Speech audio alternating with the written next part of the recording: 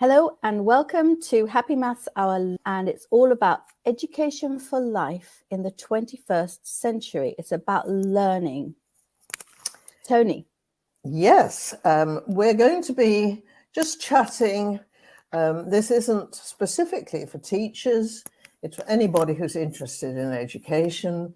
And Caroline and I are just going to be talking about how education needs to have changed and needs to be changing, to be flexible, because life's changing, mainly because of technology. Okay, so what you see in the little disc in the middle of the screen there is 21st century skills. These 4 skills characterize what human beings can do well, sometimes not, but very often they can do these things extremely well. They can communicate with other people, they can be creative, they can collaborate with other people on some work project or some game like football or whatever.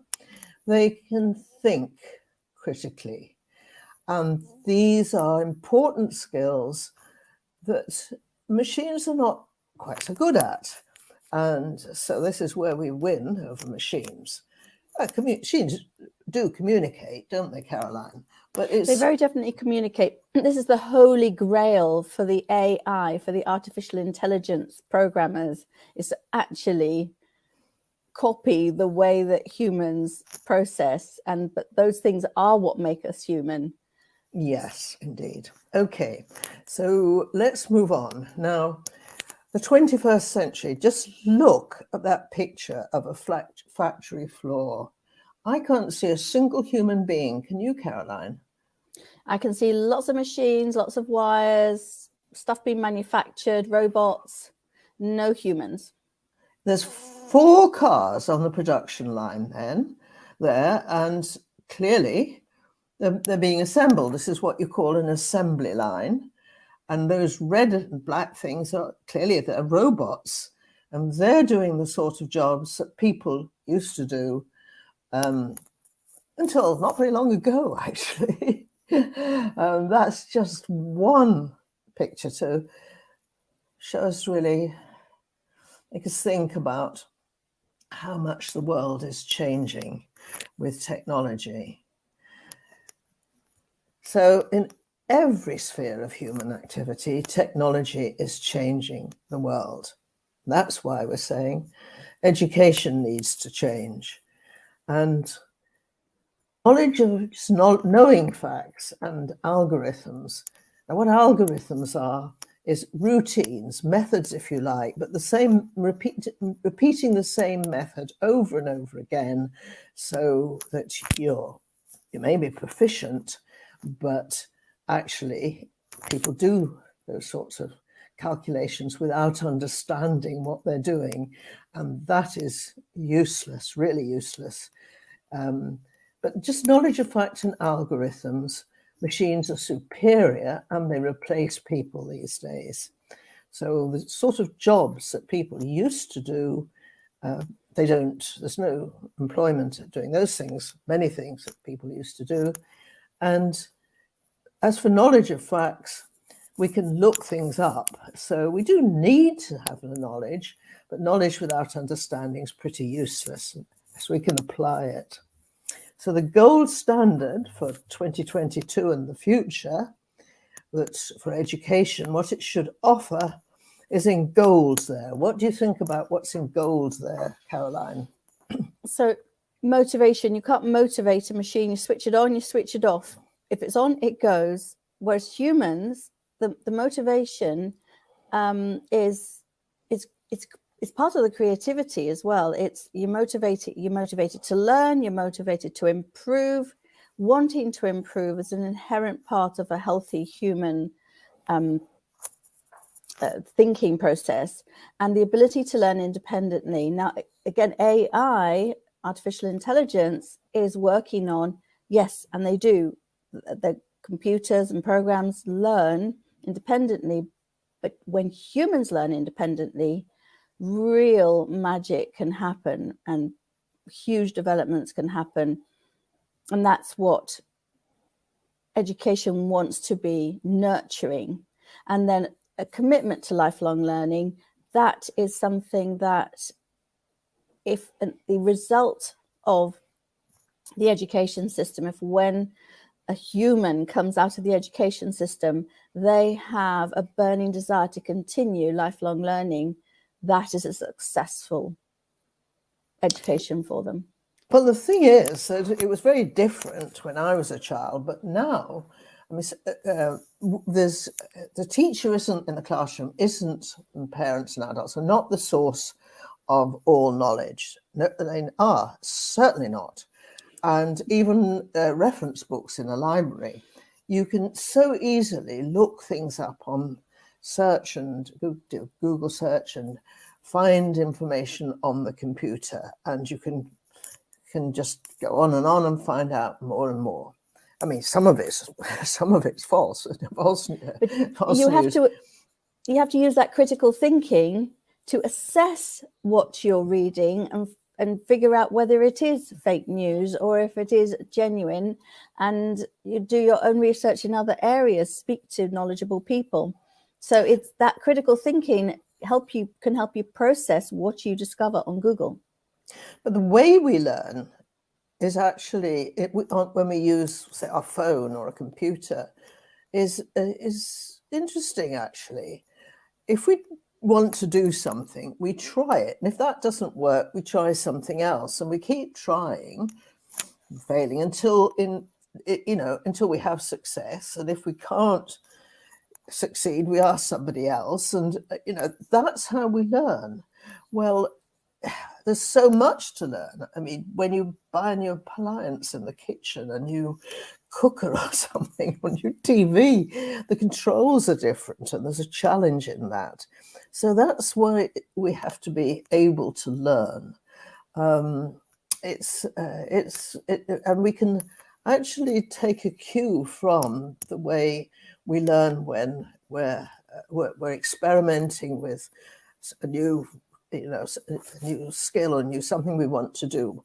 I mean, today I was in a queue and I was going to pay for something, and the person in front of me used their phone. Now, I haven't learned yet how to use my phone. I'm still on the tap the credit card on. I like the way you use the word yet, Toni. I haven't learned yet. I have a little story to tell you about Toni. It was the most beautiful thing. Toni says, and she says this to an audience, she'll say this to people whenever she's doing a presentation, that she learns something new every day. And she'll tell her age, which is 81. I think it's okay for me to say that. But I've been hearing that ever since I've known you. And what I loved, I witnessed this for myself, because Toni was learning how to edit a movie. We do these videos and we create how-to videos and things. And Toni was actually doing the editing on this occasion. And she was sitting on her computer, moving the mouse and things. And she said, "Oh, this is so exciting. It's really difficult." And so she was actually excited because she was learning something difficult as opposed to learning something easy. That is healthy learning behavior. But you see, I've met people very, very often. I've heard somebody say, "Oh, I don't know, I didn't do geography at school. I didn't do geography from GCSE or for that O levels." Now, that really is pathetic, isn't it? Really, I mean, we can't possibly learn everything at school, and anyway, even if we could. Things are changing so much that when I left school, which was a long time ago, a lot of the things that one needs to know now, just nobody knew at that time. And there's another attitude as well, and I see this a lot every day in school, and that is that I don't know how to do it, therefore I can't do it. And they'll have a few questions and they'll only attempt the ones they know how to do. The ones they don't know how to do, they won't even have a stab at. Not they, I mean, not everybody, but I experience a learner that won't have a stab at something they don't know how to do. They're expecting to be taught how to do it before they'll attempt it, instead of using the building on knowledge that they already have and having a go at it. Well, Caroline is doing supply teaching at the moment, and that's pretty hard. Because the children are quite resentful about having, all these supply teachers and their proper teacher not being there, and also because basically they're not motivated a lot. Well, again, one shouldn't generalize, but many of the children are not motivated, and I've found that the peer culture in this country is, even if you are keen to learn, you don't want to show it, because then, you maybe get other children not so popular. So what do you think, Caroline, about why is it that so many children are not motivated? It's partly when they have their home life isn't based on a successful education, then a lot of times they'll hear, I don't need an education and we're doing fine, you don't need to. So you'll have that culture at home. Then you've got the ones who have a fear of failure, so that they might have the opposite. They might have parents who are extremely successful, and their expectation on them is to be successful, and they just can't cope with the pressure. And a lot of times, and also the peer pressure element is worrying. And I have to say, I don't know, and I've seen it. I've got a little 6-year-old friend who was keen to learn when she was 3, and now that she's 6, I can see literally she has started the teenage can't be bothered. Oh dear. She's doing the behaviors now at 6 that I'm seeing in the teenagers. So she's learning it from her peers. So it's a cultural thing. It's actually happening not from the teachers, obviously, not from the parents. It's happening from the peers in the classrooms. Well, I have to say this country, and we're in England, is rather different from other countries in that I don't meet what we're talking about so much, hardly at all actually, in Africa. Now, what we have in this country, and here it's the non-whites are much more people, are much more motivated in their culture.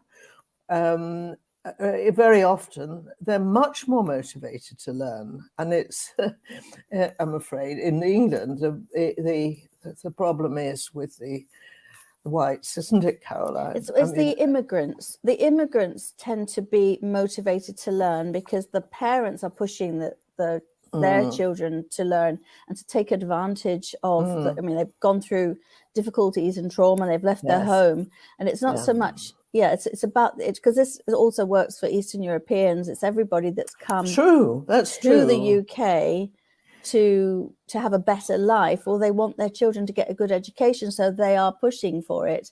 Whereas if people are already here and everything's fine, and they think that there's no pressure to do, and that nobody in their family has a university degree or has done anything other with their life other than work, and they're happy with that, then there's no encouragement to improve. But then I work a lot in Africa, and particularly in South Africa, and I'm working with teachers, and what we find there is much more motivation amongst the children, although that's changing in some places, particularly the cities.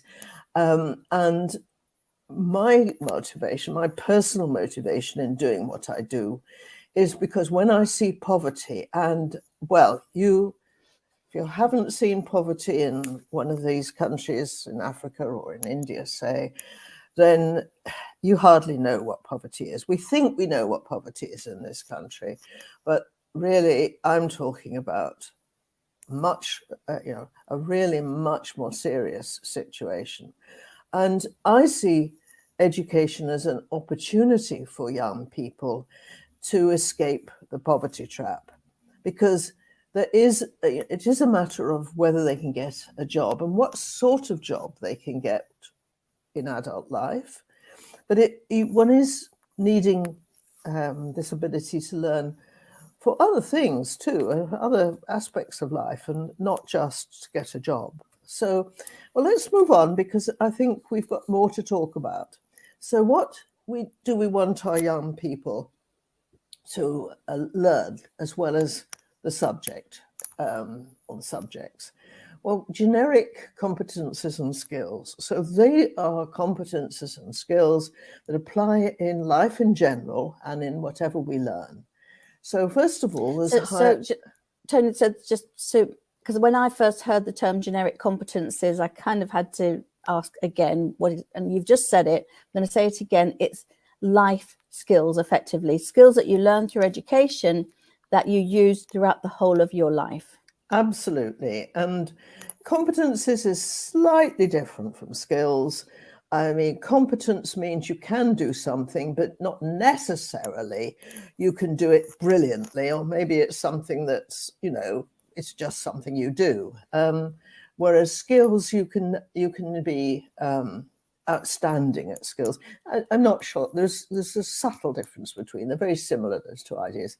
Well, first of all, higher order thinking skills, and that means logic, reasoning. And it means being systematic, and that means if it's something complicated with many aspects to it, you do it in the right order so the thing works effectively, optimally. And then something that I find is that young learners, when you want them to be systematic, they don't want to do it because they feel that means that they're not clever enough to take a leap and know the answer or work out the answer without being systematic. So I have to tell them that mathematicians are some of the most intelligent people I know. Part of the skill of working out the answers and making new discoveries is specifically by being systematic. So it's a very important skill, and it's something that's important for them to do. But it is a challenge to get them to do it. They really want to just leap to the right answer without doing all of that. But you take this in life. Supposing you've lost something, you've lost your phone or your keys or something, whatever it is, then you search for it. You have to do that systematically. So you search everywhere. Have you been watching me, Toni? Is that what it is? No, systematic, being able to work systematically and think about that and plan, is important in all sorts of ways. And then you need a deeper understanding of subject content, not just so you can get a question in an exam or test right, including all the connections between different topics and other subjects. And the point about learning is you need to be able to apply and use what you've learned, and you won't be able to apply it and make use of it unless you have a really good understanding. I mean, it's a very simple example of that. It's percentages or comparing prices. Which item is less? Do I get five for this price, or 1 for that price, or 3 for that price? And percentages as well. If you don't understand what the percentages are, then you might think, oh, well, if I have this little formula, if I apply it, then I'll work it out. But you might have applied it wrong if you don't understand it. Sure. Absolutely. And yeah, go ahead. Yeah, no, that's right. I agree.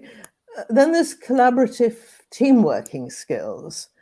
Now, that means working with other people, and you've got to have empathy. You've got to sort of, you've got to be understanding of the way other people think and realize that they don't necessarily think exactly the same way as you do or behave the same way, but what they're doing is valid, and maybe they can make a different sort of contribution. And that means flexible. It also means that you respect other learners, other people, and you're tolerant of difference or something that irritates you. It's beautiful to behold if you have a group and you've got one learner who knows everything, and if they're put in a group, they just want to do it for the others. You encourage them to say, okay, instead of doing it for them, ask them questions, help them work it out for themselves, and don't reveal it until everyone's had a really good think about it. And what I find is that there will be surprises that come from the ones who are the lower attainers. They will have insights that others might not have thought about. And by combining the everybody's thoughts, everybody, including the higher attainers, get much deeper understanding. And the respect that is built up through doing that is beautiful. And then there's communication skills. So of course you need communication when you're working with other people, or maybe you've done something on your own. You have to present a report to other people, and this is both. And they have to understand it, and it has to be correct. Yes, indeed. And it has to be appropriate for your audience. So if you, we see that, don't we, with people on the television and radio giving us quite complicated graphs and so on about COVID and the rates of spread and all these sort of facts and figures. And they're presenting it in a way for a general audience that a general audience would understand. If they were presenting it for another group of scientists, they would present it in a slightly different way. And what they would present would be more detailed and more complicated, probably. So this has got to be one-to-one, and presentation, being able to make a presentation to a group, like public speaking. And actually, this one-to-one, it means listening to the other person. We might have put that in the collaborative team working skills as well. It means being able to respond to the other people or other person, as well as just talking about something. And writing a book. I mean, yes. It just whatever you're writing about, the audience that you're writing for has to understand it. If you're writing it for children, you're writing it for, let's say, adults that are non-specialist, or you're writing it for a specialist audience.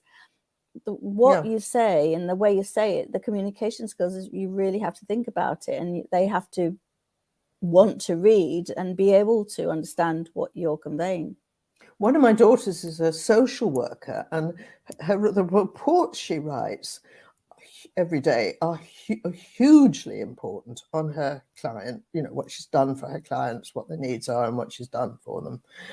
And the last thing, but not least here, is creativity and imagination in a variety of forms. Remember, these are as what Caroline called life skills.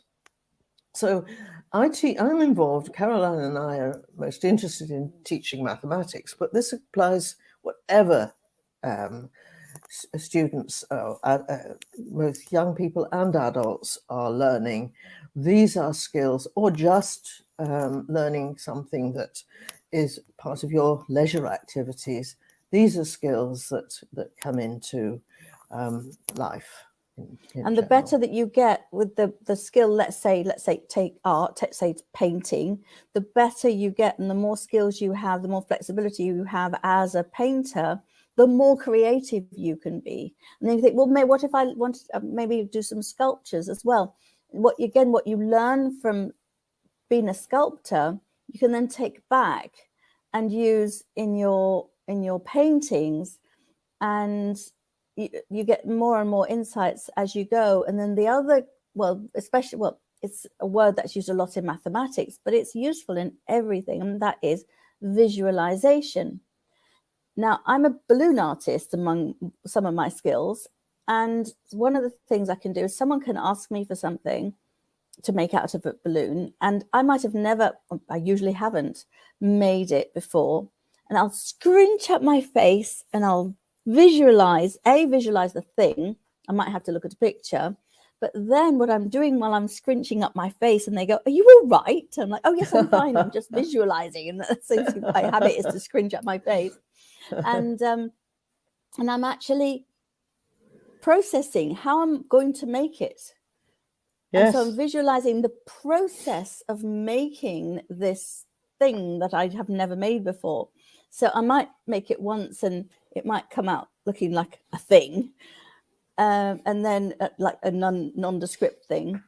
But because I've got a picture in my head, I've decided what I'm going to do, and I might go, okay, well that didn't work, so let me do it again and make it slightly differently until, if you persevere with it, you end up with something really nice. Sometimes I get it right first time, which is wonderful. And the more experience you have, the better you can do it on the first time. But the thing with the visualization, it also works for, you want to decorate a room, you want to buy a new car, you want to visualize what you want, you want to, engineers designing a town or designing some roads.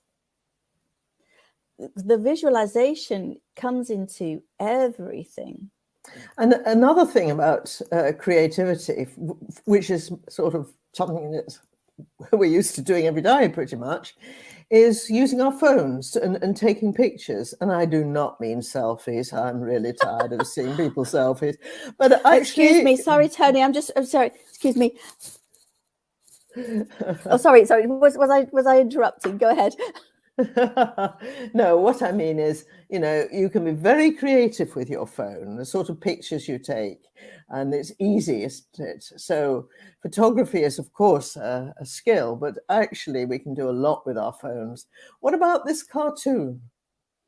I love that. I'm going to read it, Tony. I've got to read it. Is that all right? Oh, you can do, I'm going to do one voice, you do the other, okay? I taught my dog to whistle. I don't hear him whistling. I said I taught him. I didn't say he learnt it. That is really good, Tony. Well, it happens with parents, and at home you think you've taught your child to do something or other, and certainly it happens with teachers. Teachers can often stand up at the front of the class and explain something, and they think they've covered that. There's this horrible word, I've covered it. It's on my, it's on the curriculum, it's on my list of what I've got to teach. I've done it. Well, if that's what the teacher might be saying, but have the children taken anything in at all, or how much have they taken in? So that's what we're worried about. And is once enough, Tony? That's another thing. Is once, and it's not, I'm not talking about revision. I'm talking about repeating it in a few different ways until they've really got it. Now look at this classroom and these girls. Now that could have been me 60 or 70 years ago in the classroom, okay? And what you see, wooden desks, rows, columns with everybody apart with an aisle between the desks. So you can walk up and down. They also had inkwells in them, and I used a pen that you dipped in the inkwell. And what the girls were wearing there are gym slips. That's what they were called. But I see maybe metal desks and chairs and a bit different, but I often see classrooms with rows of desks like that. And that's a pretty hopeless classroom, a furniture arrangement of a classroom. Now here's, by contrast, here's something much more flexible. Look at those tables. They can be arranged in a circle or, a shape where they're sort of, as you see, closer to the camera there. And some of those children are sitting on chairs. Some of them are sitting on sort of big cushions. And on the right, but mostly cut off the picture, there were more children on kneelers at a lower table. So that's that's an unusually flexible style, and much more common are these double desks. But very often those double desks are in rows and columns, aren't they, Caroline? Is that what you see in schools very yes, often? I'm seeing the double desks much like the picture from the 50s on the top left there, where instead of one person, it's two people sitting at a double desk, and then there's a gap, and then there's two more people, or you might have a row of four, but either way they're all facing the front, and there isn't group. It's hard to make group work happen. Well, there's two examples of group work. One with small children doing some science, that's what it looks like, in a primary school, and the one on the right are possibly even, 17, 18-year-olds, they look, but they're in school, round a table, discussing something, working on it together, contributing to the learning. Now, what is very helpful in a classroom is to have, in many ways, we could spend a whole hour talking about group work, but what is particularly helpful is in a big class, as is typical in Africa, the teachers I work with in schools in Africa, typically 60 in a class is normal, okay? So it's very hard for the teachers to work with the children individually. But if they're in groups of 4, then the teacher has, instead of 60, he or she is interacting with 15 groups, and can go from group to group and, listen to, ask some questions, find out where they're up to, make some helpful suggestions, and then move on. So group work has a lot of advantages. It has advantages for the learners because they're learning what we were talking about just now, the team working skills, and they're learning about communication. So different arrangements of furniture make different teaching and learning styles possible. So I want to compare the 19th century teaching method, which you still see today, and the 21st century teaching method. So what does a change to a 21st style of teaching mean? Well, this is the typical 19th century teaching method. The teacher talks and explains something, and then there's some student activity. Now that's following a method or algorithm, drill and practice exercise, and apply one mathematical idea. Now this is about teaching mathematics. It could be any subject really. And this was quite justified 100, 200 years ago, because actually the teacher was the fountain of knowledge. There wasn't access to knowledge in other ways, as there is now. And it doesn't work now. It doesn't work insofar as maybe the children don't listen well enough and the teacher thinks she's like teaching the dog to whistle. She's explained it and it's been covered, but the children haven't learned much.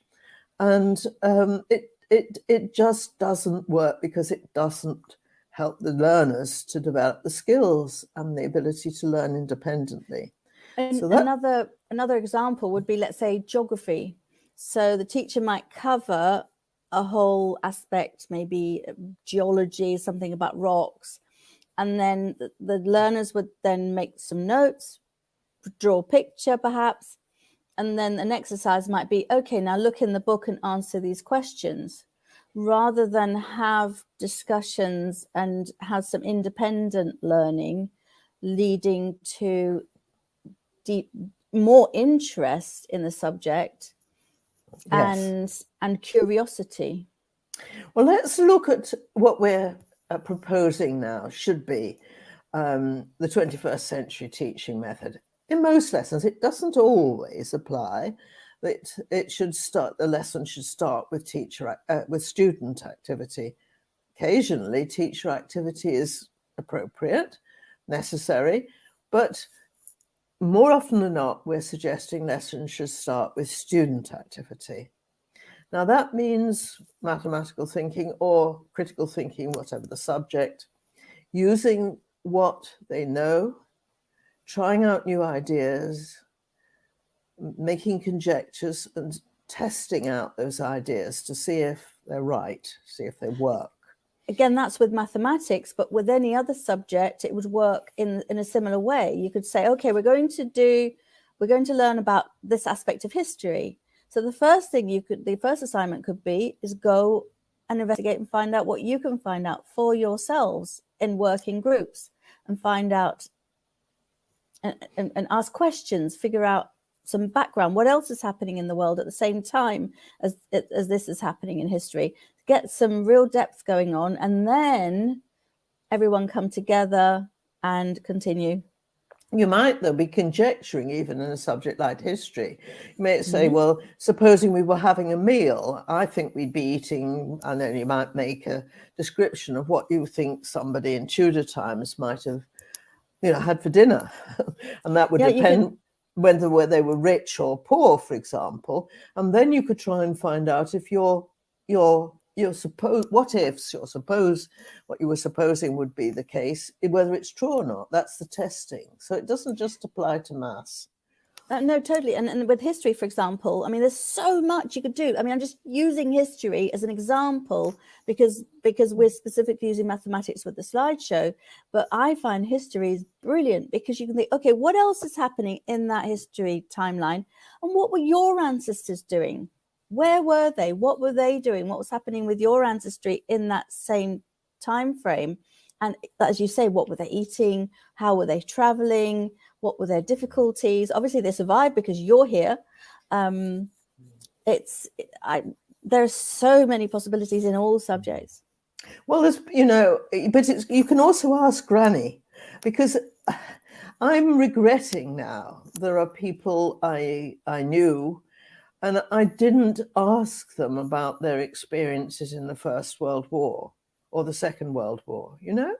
And it's too late now. They've departed. And if you're not lucky enough to have a granny, then you can go to a care home and talk to people or talk to historians, and that you're not limited to the people in your family if you're not fortunate enough to have a granny. So this is not just about what you teach in school. It's about curiosity about life and how it's, what it means, what it used to mean in the past, what it means now, what can we do to make it better. So this is not just about school, but let's continue to think about a typical lesson and teaching. So following on from the student activity, the students should be talking to each other, and the teacher's guiding the learning now, not from the front telling the children, but walking around probably, because now the children may be working in pairs or groups. And then the students need to write down, might be recording by, drawing diagrams or whatever. And or then making videos. Oh, they might, yes. And then there's class discussion. Now, this is the whole class again, and this is where the teacher will be conducting managing the whole learning situation. Now, it might be from the back of the classroom, because the teacher might be calling out different groups of learners to explain something to everybody.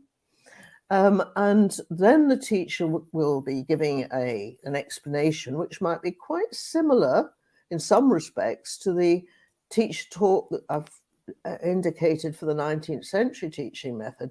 But now it'll be much more meaningful to the learners, because they've been thinking about this topic. They've been working on it themselves, and the teacher can ask them questions, and they're going to give answers that are based on what they've just been doing, and the teacher's explanation will seem more relevant and seem, it'll just works better. And the teacher then sums up and gives, and one of the things the teacher's supplying at this stage is the technical words, the actual mathematical words or the technical words in science or whatever the subject is. And this is the way to teach. And it's what we call inquiry-based learning, or sometimes called activity-based learning, or guided reinvention. That's quite interesting, that word. It means... I like that term, guided reinvention. It implies you are inventing. It implies you're making discoveries. So I love, you're the one that said it. We're all mathematicians, because as we make discoveries, as it's not about memorizing things, it's about making discoveries, because we are actually making the same discoveries that someone back in history made. Okay, so somebody else has discovered it before you, but you are still making that same discovery. How exciting is that?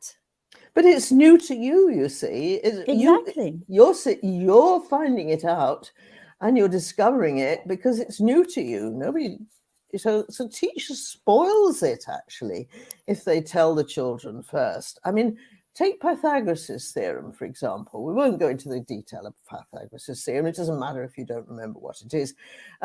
It stirs fear in most people's hearts, Toni. Oh dear, oh dear.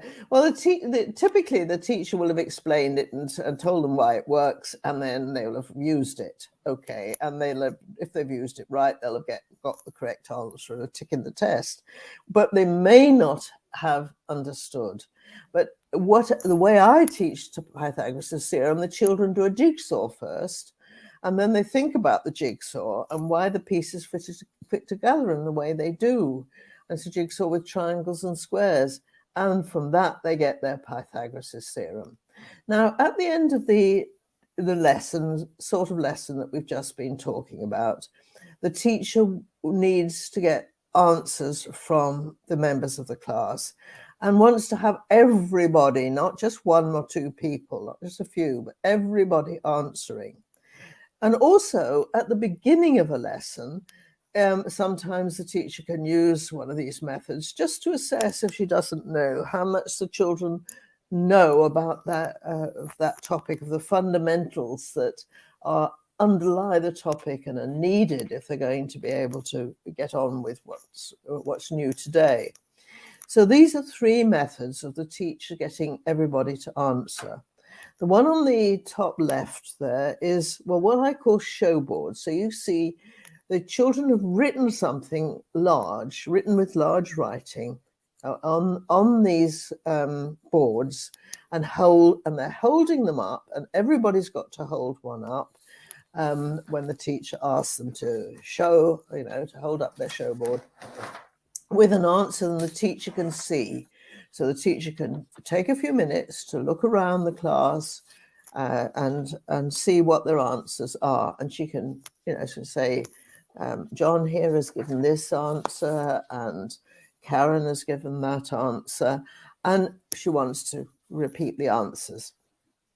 Now, just below that, where the children are wearing yellow masks there, that is about a yes/no answer, where it's either a true, false, yes or no.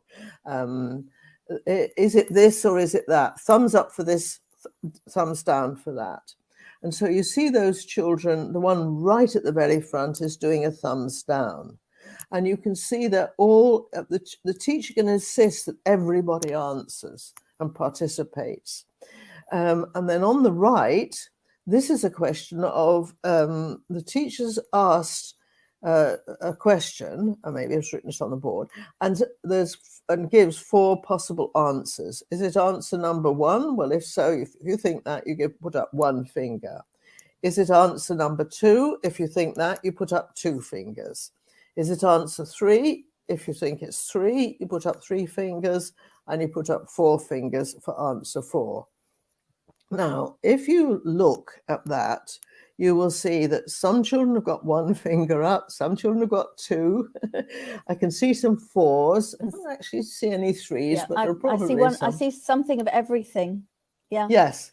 I see this is so powerful. I have been doing this.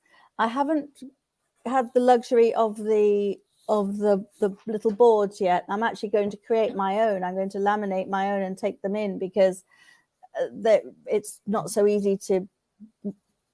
It's very powerful, but I haven't been able to actually integrate that yet. I'm working on it. But the thumbs up and the thumbs down, you ask the right questions and showing the numbers. And the thing is that I tell them, can you show me with your fingers so I know what you're thinking? And the thing is, you don't have the one hand going up, miss, I've got an answer. And you've got the same person who's always immediately putting their hand up and suppressing everybody else's thoughts. As soon as one person, this is what I tell them again, once one person answers, everybody else stops thinking. Unless they vehemently disagree with it. But mostly they just stop thinking and go, it's answered, let's move on. Caroline, they may not have even started thinking, because they will have perhaps not been concentrating or in their mind, they're not likely to be asked. And if they are asked, they'll start thinking when they're asked, you know. So a lot of children will just leave it to the ones who want to answer.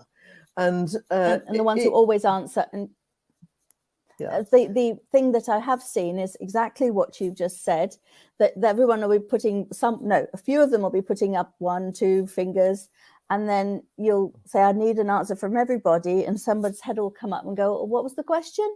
So yes, exactly what you just said. They weren't listening, but then because they're being expected to actually give an answer, everybody is, they then listen to the question, and then you discover they actually give some really good answers and some good thought into it. So it's so powerful to make sure everybody is engaged. Actually, the children like it. They like the thumbs up, thumbs down, or fingers. They really like it. And I think you can use all these 3 methods and vary them. And it does get everybody involved. And then I suggest very often to the teachers that they ask the question twice, all right? And they ask it once, they get everybody answering.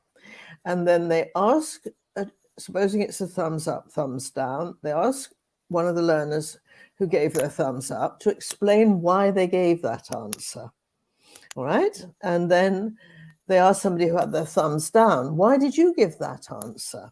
And everybody's supposed to listen and think, which was the right answer? Did I give the right answer? They listen to the reasons. And then the teacher says, now I want you to answer again. Thumbs up if it's this, thumbs down if it's that. If it's true, you thumbs up. If it's false, you thumbs down. And the children can change their mind now about the answer. And the teacher can see how many people now know the right answer, and, you know, what the state of understanding is, and what, you know, what needs to be done to help everybody to understand. And with the and that's without the teacher explaining anything. It's exactly. simply hearing 2 different explanations from their own peers, enabling people to process and come up with a more, perhaps some deeper thought, because they might even know the answer. They might all know the answer, but if they don't think it through, or they haven't made connections, it might just come out wrong, or they might have heard the question wrong, or whatever. But it's again, powerful. Of course, if there is with the multiple choice with 4 possible answers, the teacher will ask 4 children, and actually the teacher may ask more than 4 children. You know, she may ask several children who gave the same answer for their reasons. Especially the ones that have given the wrong, answer, because if they got the answer wrong, they could have many different thoughts that have led them there. And then and also the ones that got the answer right, some of them will just go, oh, because I know, but somebody else might go, well, yes, because of this and that and the other. So yeah, multiple people speaking on that is very helpful. Teacher will also learn, because the teacher will, hearing these answers, hearing the reasons for the answers, will understand better why the children are having difficulty. They will appreciate more, the teacher will appreciate more what the misconceptions are. And then the teacher will need to think about how they're going to help them. Yeah, and they'll learn misconceptions of individuals, but they'll also hear again and again and again the more general misconceptions, which means that they can address that to everyone, but they can also identify specific misconceptions with individuals. Okay, now this is a document that's been published in South Africa about 2 years ago, just before COVID, actually. I think it was 2019. But it applies in different countries, and there are different examples of similar documents.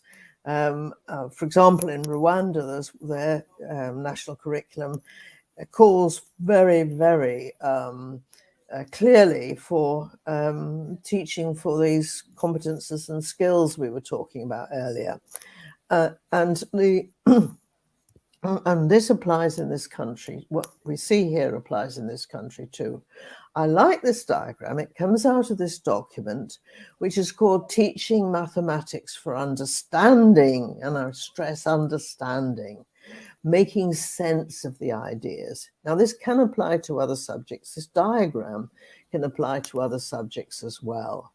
So if you see the four big boxes at the top, there's conceptual understanding, there's reasoning, that's why one thing follows if you assume another thing is true, and then why the next thing follows, the reasons that the next thing follows, and something else follows, reasoning, proof in mathematics. The strategic competence, can you follow through and use and apply what you know in a way that achieves something with it. It may be a calculation or it may be an application. And then there's procedural fluency. This is whether it's sort of something that you might have to make a lot of effort to do, and maybe get wrong a few times before you get it right, or fluency as it comes naturally and it just flows.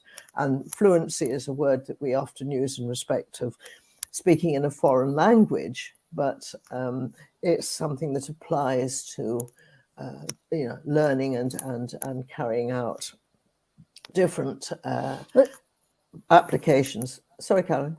And it's being able to access your knowledge. So again, no matter what subject it's in, it might be the times tables, it might be how fractions work together, or it might be applying the knowledge that you have in history or geography. Like, oh, okay, wait, I know this thing about this, or fact about rocks or chemicals. Now I know something about this chemical, and this other chemical is a similar chemical, so I can make assumptions about the second chemical, knowing either it's similar to a chemical or different to a chemical, and that would be fluency as well. You're building on your existing knowledge, but you're able to dip into it rather than going, well, this is everything that you're learning is effectively something new and something you have to memorize.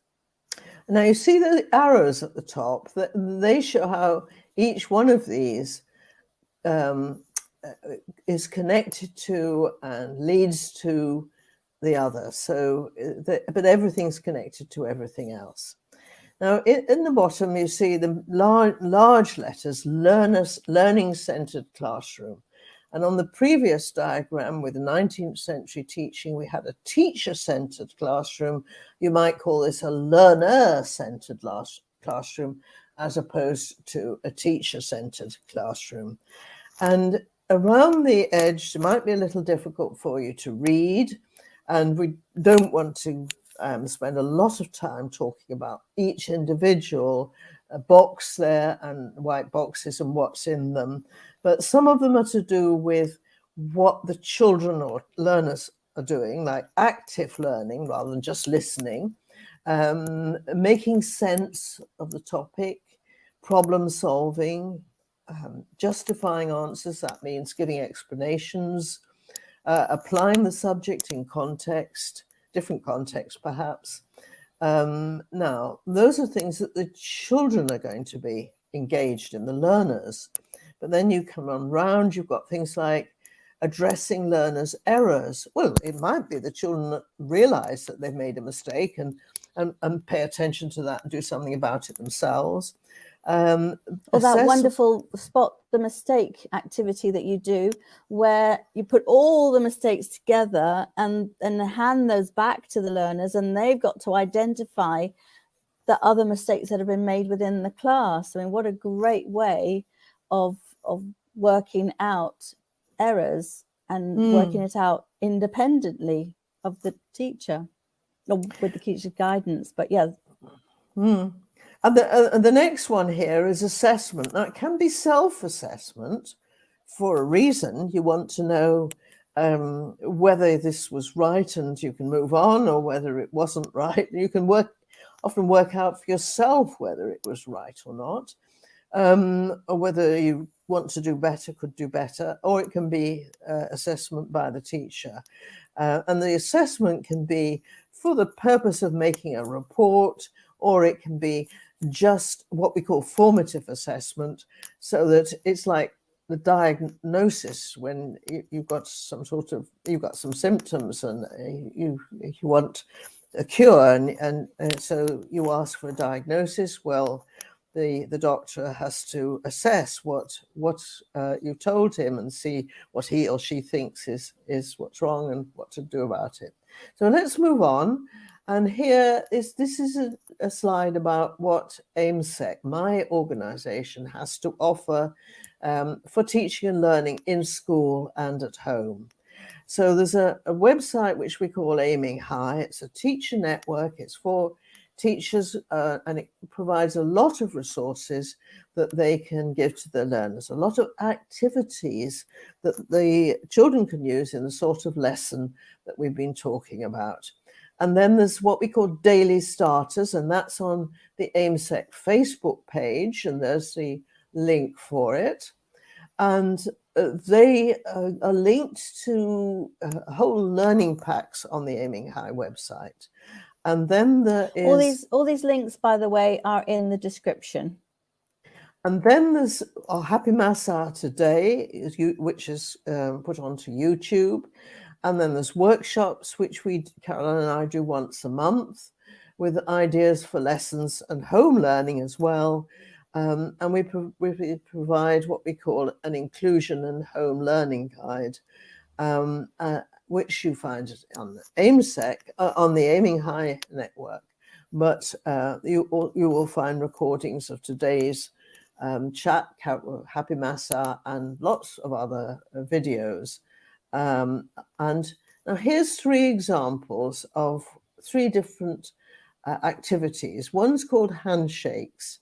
Now here, this one is a very simple question. Supposing there's a group of 20 people and everybody shakes hands with everybody else and says hello. How many handshakes will there be altogether? Now there's a lot of mathematics that arises from that. And we're not going to go into it today, but it's a simple question. You can give it to younger children, and you can start with a group of, say, 4 or 5, or even 2 or 3, and ask how many handshakes.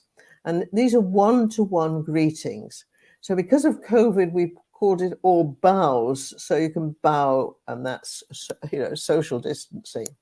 Now here's what I mentioned, Pythagoras. There's the jigsaw. That's the way we approach Pythagoras. Just a few pieces there, the blue triangles and the pink, green, and orange squares. And based on that simple puzzle, the children can discover Pythagoras' theorem for themselves.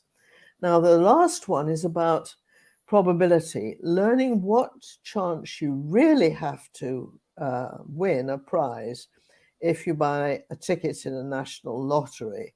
And we start off with just a few numbers, 6 in this case, and this is what I call a little lottery. And the mathematics behind working out what your chance of winning is. Now, in the national lottery, there are usually 49 numbers, and your chance of winning is so small, you might as well not bother with it. Thank you very much. We'll see you next time from Toni Beardon and myself, Caroline Ainslie. Thank you and goodbye, everybody. For greater understanding and enjoyment of mathematics, the Maths Toys YouTube channel is brought to you by Aimsec and the Aiming High website. In the description, you will find a link to our home learning guide for ages 4 to 18 and a teacher resource pack. If you find this video useful, there is a GoFundMe link in the description to donate to and support Aimsec. The money goes to bursaries for professional development for teachers in disadvantaged communities around the world. Subscribe, comment and ding the notification bell to make sure you don't miss our latest